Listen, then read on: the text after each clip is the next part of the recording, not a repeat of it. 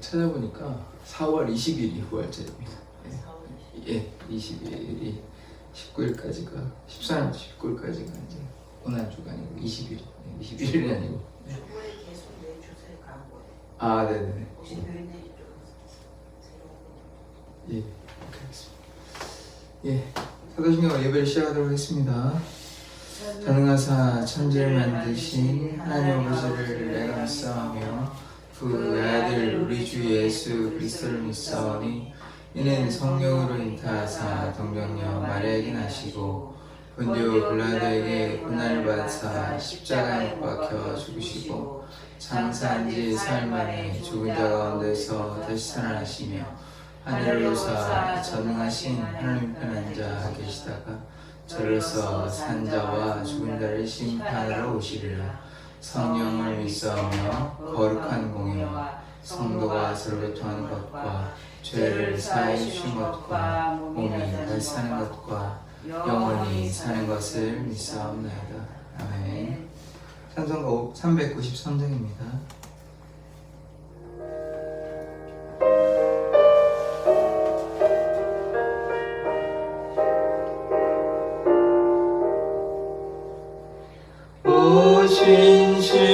신실하신 주 내 아버지여 늘 함께 계시니 두려움 없네. 그 사랑 변찮고 날 지키시며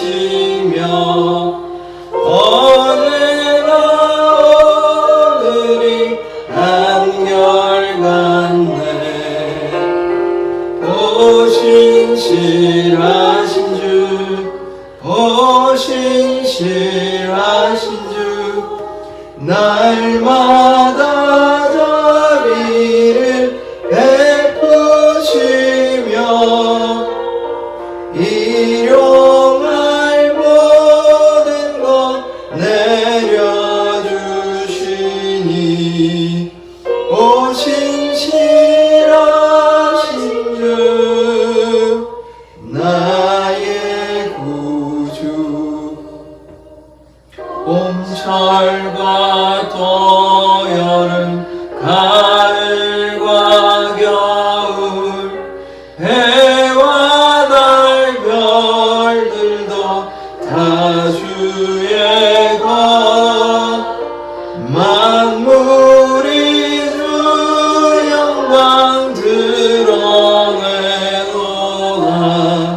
신실한 주 사랑 나타내네. 오 신실하신 주, 오 신실하신 주, 날마다 자비를 베푸시며 일용할 모든 것 내려주시니 오 신실하신 주 나의 구주.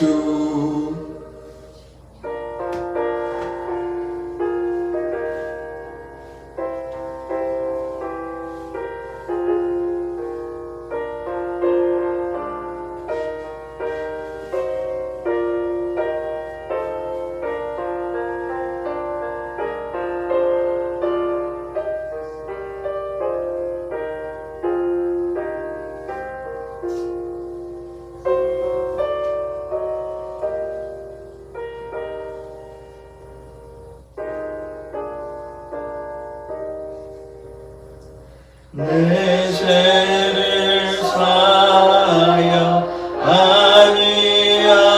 아니하시고 주 친히 오셔서 인도하네.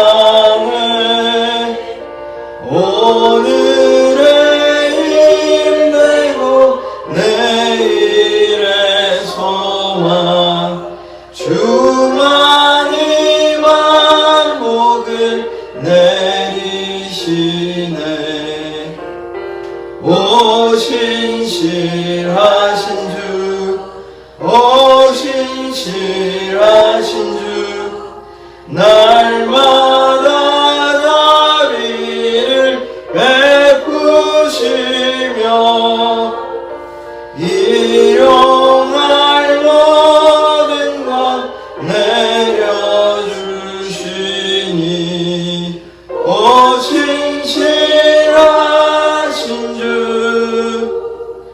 나의 구주. 아멘. 네. 사도행전, 오늘 말씀 사도행전 4장 5절에서 10절까지의 말씀입니다. 사도행전 4장 5절에서 10절까지의 말씀입니다.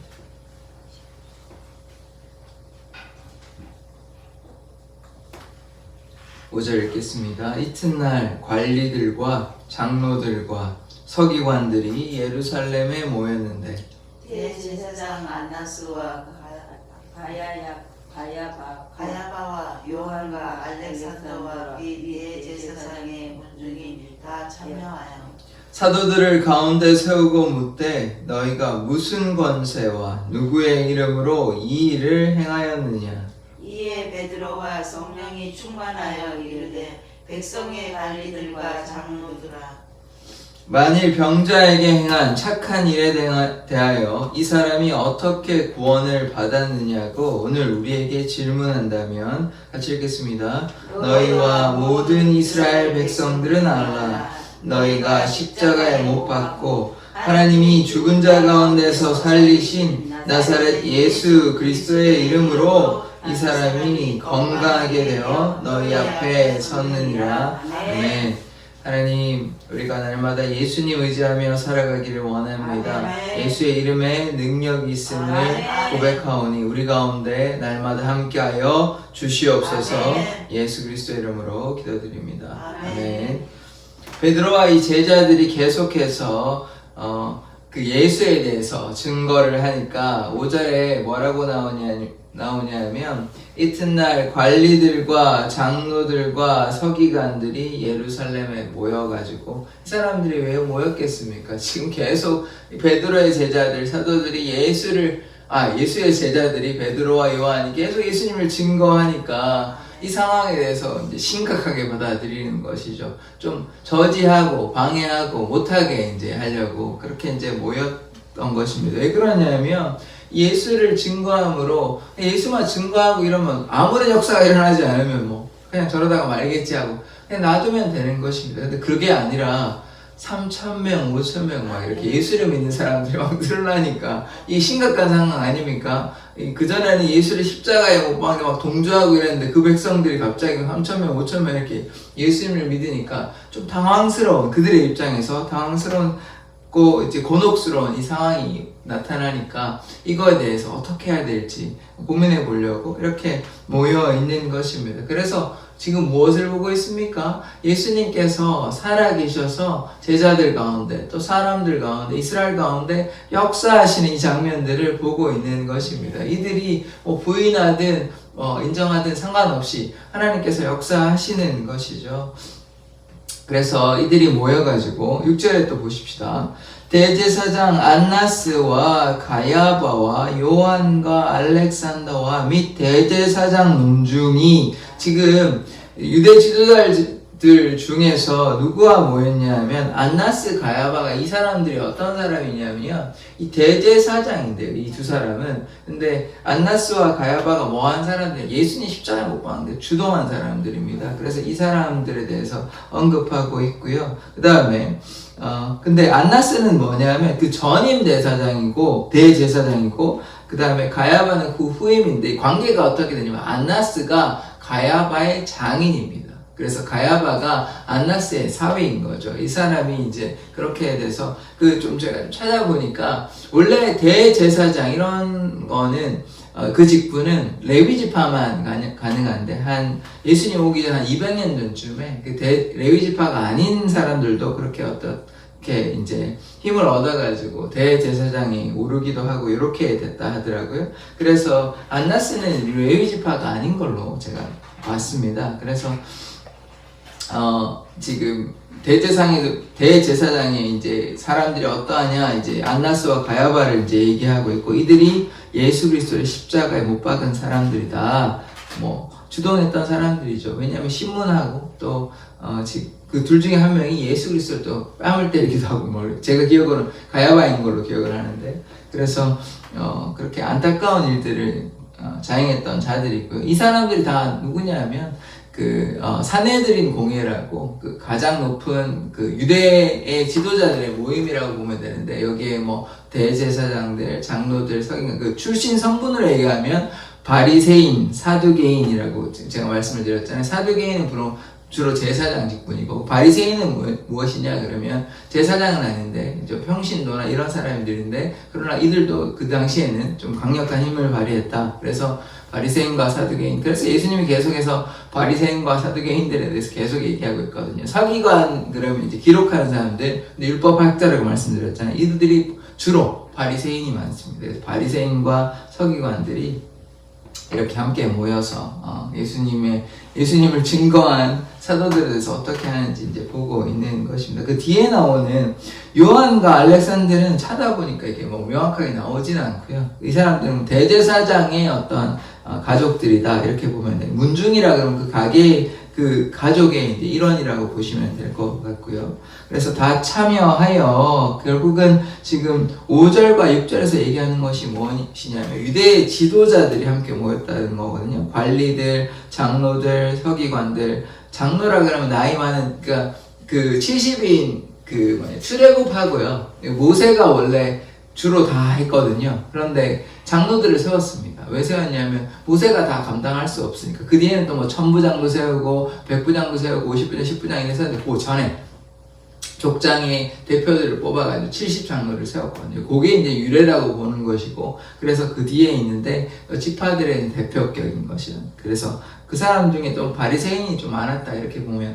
맞습니다. 그래서 바리새인과 사두개인들, 그 다음에 직분으로 보면 장로들, 서기관들, 대제사장들 이들이 함께 모여서 지금 이런 상황이 벌어졌는데 그들에게 있어서는 지금 곤란한 상황이니까 이걸 어떻게 해야 되는지 모여서 의논하고 있는 상황입니다. 그래서 7절에 보시면 사도들을 가운데 세우고 너희가 무슨 권세와 누구의 이름으로 이 일을 행하였느냐. 지금 사도들을 불러 모은 것이 그들끼리만 하는 게 아니라 이 사도들이 자꾸 예수님 증거하니까 너희가 무슨 권세로 지금 이렇게 복음을 증거하느냐, 무슨 권세로 누구의 이름으로 이렇게 얘기하냐 자꾸 물으니까 지금 이런 상황이 되는 것입니다. 그래서 사도들이 이제 대답을 하겠죠. 그래서 지금 사도들이 막 도망가거나 이렇지 않습니다. 이제 예전에는 대제사장 장로들이 예수님 잡으려고 막 보냈거든요. 그렇게 보내가지고 왔는데 제자들 어떻게 됐죠? 도망갔습니다. 그때 베드로는 뭐 좀 뒤에 있긴 했지만 다 도망갔어요. 그나마 안 도망간 베드로가 그나마 양반이 다른 사람은 다 도망갔고 베드로는 그나마 뒤에서 이제 물론 3번 부인했습니다만 뒤에서 구경하고 이렇게 있었죠. 근데 다 도망갔어요. 근데 지금은 도망 안 갑니다. 대제사장 장로 서기관 이런 사람들이 와도 안 도망가요. 왜? 예수님을 위해서 자기의 삶을 다 내어놓았기 때문에 더 이상 이제 죽음을 두려워하지 않는 것입니다. 그러는 그 전에는 도망갔어요. 물론 뭐 베드로는 종의 뭐 길을 자르기도 하고 그렇게 했는데 막상 잡혀가니까 막 사람들 도망가고 베드로만 이제 뒤에서 구경하고 이랬는데 더 이상 이렇게 세우고 해도 도망가지 않습니다. 그냥 죽으면 죽으리라 이런 생각이었겠죠. 그래서 거기에 서가지고 도망가지 않고 담대히 이제 예수님을 증언하는 것입니다. 그래서 8절에 보면 이렇게 얘기합니다. 이에 베드로가 성령이 충만하여, 여기 주목해야 됩니다. 성령이 충만하여. 그러니까 베드로가 도망가지 않고 사도들이 도망가지 않고 이렇게 할 수 있었던 근거가 무엇이냐? 성령이 충만하여. 우리도 그러면 어떻게 됩니까? 성령이 충만해야 돼요. 성령이 충만하려면 어떻게 돼요? 말씀과 기도밖에 없습니다. 그러니까 가만히 있는데 어떻게 성령이 충만합니까? 제가 여러 번 말씀드렸다시피 이들이 오로지 기도에 힘썼습니다. 기도에 힘쓰므로, 예배에 힘쓰므로 하나님께 가까이 나아가니까 하나님께서 역사해 주시는 것이죠. 성령이 충만히 이제 임하여서 베드로가 이제 도망자가 아니라 담대히 예수 그리스도를 증거하는 삶을 살게 되는 것이죠. 그 순교자들, 한국에도 순교자들이 있는데 뭐 주기철 목사님 같은 뭐 제가 다 알지는 못하지만 그분들도 아마 제 생각에는 단순히 그들의 의지는 아니었다고 생각합니다. 로마의 박해 가운데 많은 사람들이 죽었거든요. 근데 그 사람들도 그들의 의지로, 그들의 의지가 없었다는 것이 아니라 그들의 의지로만 된 것은 아니다. 그럼 어떻게 그렇게 자신들의 생명을 내어놓을 수 있었을까? 그것은 그들에게 하나님께서 함께 하심으로 성령의 충만함을 받아서 그들의 생명을 내놓았다. 우리가 이렇게 이해하면 될 것 같습니다. 그래서 많은 순교자들이 어떻게 자신의 목숨을, 자신의 생명을 내놓을 수 있었냐? 하나님을 사랑함으로 성령이 충만하여서 그들은 그렇게 담대하게 행동할 수 있었다는 것입니다. 그래서 우리가 날마다 성령 충만하기 위해서 말씀과 기도로 무장해야 됩니다. 그것이 하나님께 순종하는 삶입니다. 그래서 성령이 충만하여 이르되 백성의 관리들과 장로들아, 이제 유대의 지도자들을 향해서 백성의 관리들아, 장로들아 이렇게 이제 부르고 있는 것이죠. 9절을 보시겠습니다. 만일 병자에게 행한 착한 일에 대하여 이 사람이 어떻게 구원을 받았느냐고. 이 병자라고 얘기하면 누구를 가리키냐면 성전 미문에서, 아름다움이라 불리는 성전 그 문, 성전 미문에서 구걸하던 자 있었지 않습니까? 걷지 못하던, 구걸만 하는 게 중요한 게 아니라 걷지 못하던 사람입니다. 다른 사람이 데려오지 않으면 구걸할 수도 없었던 그런 안타까운 그런 사람을 예수의 이름으로 치유해가지고 걷고 뛰고 하나님을 찬양했습니다. 그 사건에 대해서 이제 얘기하는 것이죠. 그래서 뭐라고 얘기했냐면 착한 일이라고 얘기합니다. 예수의 이름으로 선하게 행동하는 모든 일은 착한 일인 것이죠. 예수의 이름의 능력이 나타나고 병자가 치유함을 얻었으니까 당연히 이것은 선한 일이고 착한 일인 것이죠. 이 착한 일에 대하여 이 사람이 어떻게 구원을 받았느냐고. 자, 이거 보시면 사실은 뭐 정확하게 우리가 알 수가 없기는 합니다. 이 사람이 끝이 어떻게 되었는지는 알 수가 없으나 베드로는 이렇게 얘기를 합니다. 어떻게 구원을 받았느냐고. 이게 영적인 구원인지 육적인 구원인지 우리가 좀 고민해 보아야 하는 것이지만 이 상황은 이제 세례가 뭐라고 얘기했냐면 죄사함이라고 말씀을 드렸거든요. 그래서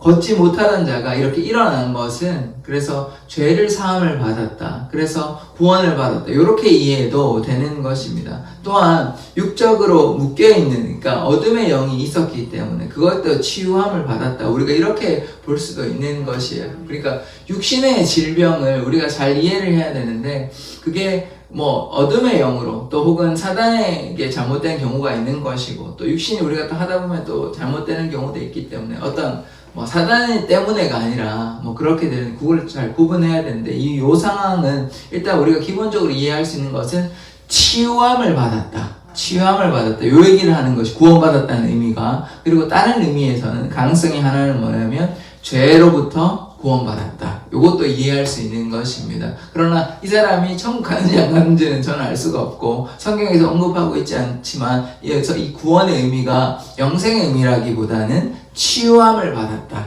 그래서 일단은 죄에서 자유함을 받았다. 이 정도는 우리가 이해할 수는 있는 것입니다. 그래서 어떻게 구원을 받았느냐고 오늘 우리에게 질문한다면 이제 베드로가 이제 대답을 할 거 아닙니까? 그래서 10절에 뭐라고 얘기하냐면 너희가 모든 이스라엘 백성들은 너희와 모든 이스라엘 백성들은 알라. 너희가 십자가에 못 박고 하나님이 죽은 자 가운데서 살리신 나사렛 예수 그리스도의 이름으로. 자 보십시오.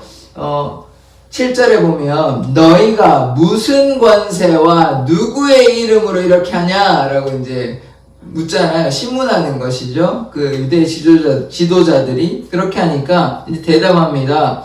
나사렛 예수 그리스도의 이름으로 내가 이것을 행하고 있다 라고 얘기를 하는 것이죠. 근데 예수가 누굽니까? 그들이 너무나 잘 알고 있죠. 그들이 십자가에 못 박은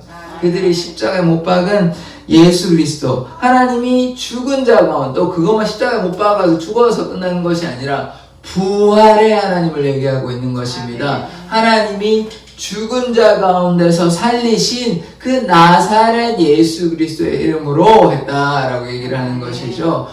그래서 우리도 마찬가지로 이 나사렛 예수 그리스도의 이름, 예수 그리스도의 이름을 증거해야 하는 것입니다. 나사렛 예수 그리스도의 이름으로 이 사람이 성전 미문에서 구걸하던 못 걷는 그 사람이 건강하게 되어 너희 앞에 섰느니라. 이 솔로몬 행각에 모여가지고 이 사람이 막 붙잡고 기뻐 뛰냐며 찬양하니까 사람들이 놀랬을 것 아닙니까? 예수님은 이미 죽었고 물론 부활했는 사람, 그걸 못 깨간 사람들이 있긴 하지만 이스라엘 백성 전부가 본 건 아니거든요. 그래서 예수님이 이제 없습니다. 그들에게. 예수님이 이제 죽었고 부활하셨고 없고 그러면 누가 있습니까? 예수님의 제자들. 제자들이 이제 예수님 죽었으니까 유대의 지도자들은 뭐라고 생각했냐면 예수님 죽었으니까 끝났나 보다. 요런 어떤 사건들이 이제 끝났다. 십자가로 끝났다. 그럼 끝나는 거잖아요. 그런데 그게 아니라 끝난 게 아니라 지금 베드로가 뭐라고 했냐면 예수님이 십자가에 못 박혔을 뿐만 아니라 죽었을 뿐만 아니라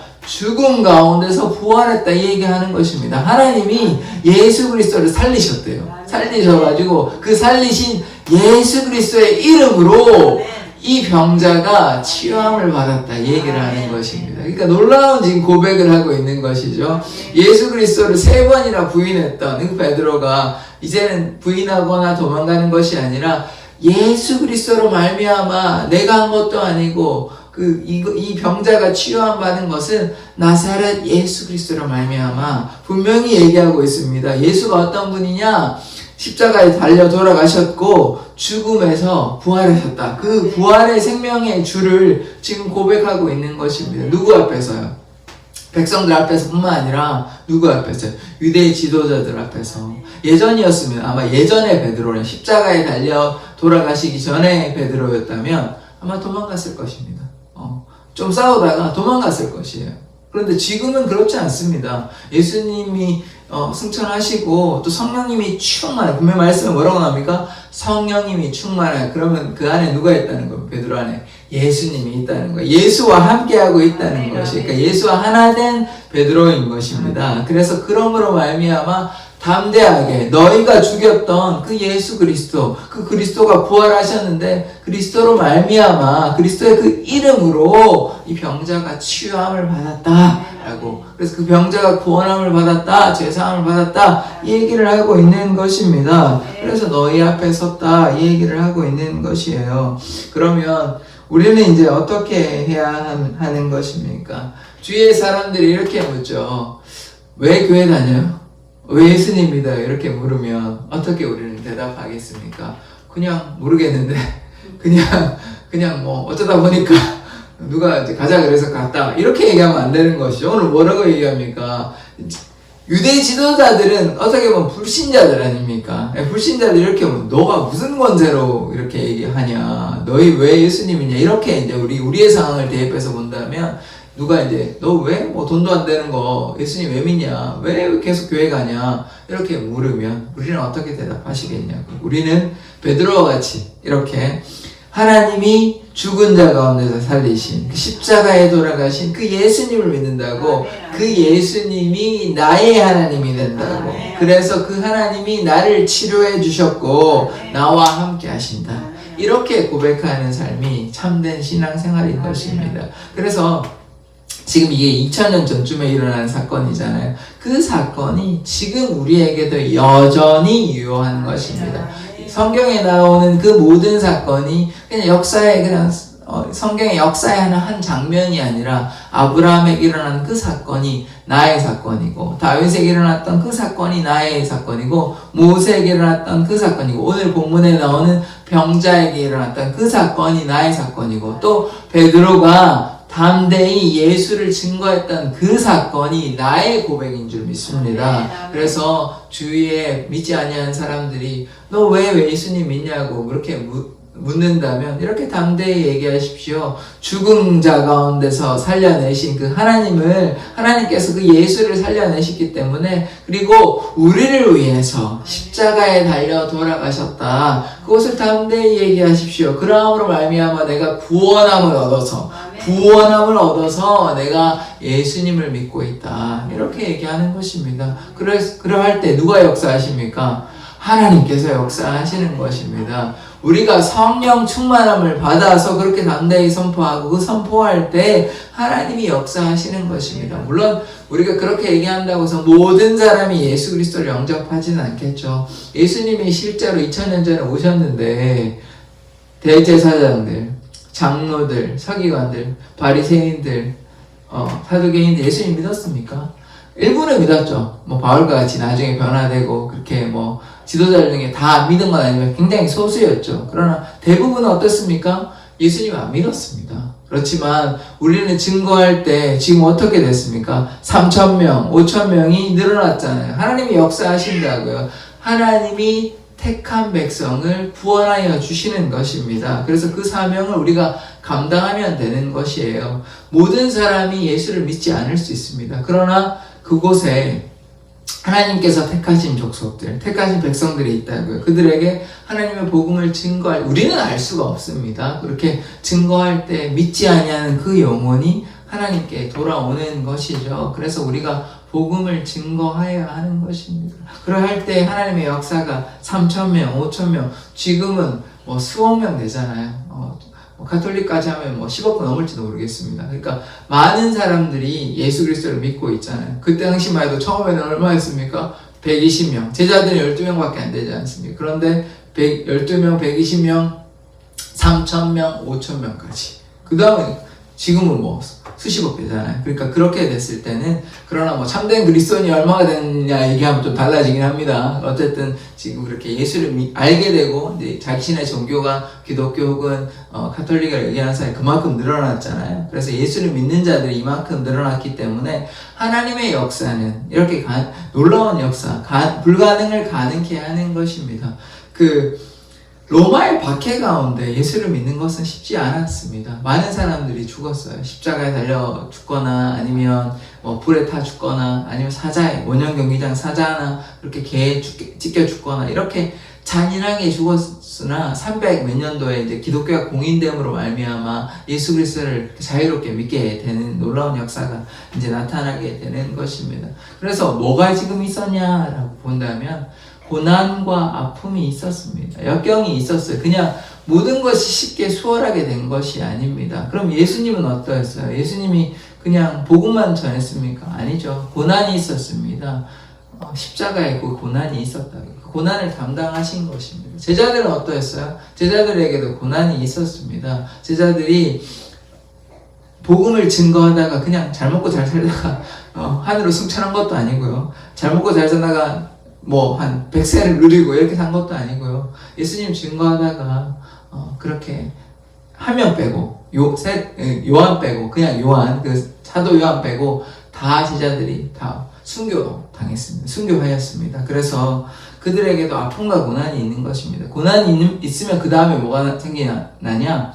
하나님의 열매, 믿음의 열매, 성령의 열매, 복음의 열매가 맺게 되는 것입니다. 그래서 그 고난을 통하여 하나님의 역사가 나타나는 것이에요. 고난이 그저 아픔이 아니라 십자가의 그 고난으로 말미암아 우리가 생명을 누리는 것입니다. 사도들의 그 고난과 고통으로 말미암아 복음이 이방 가운데 증거된 것이에요.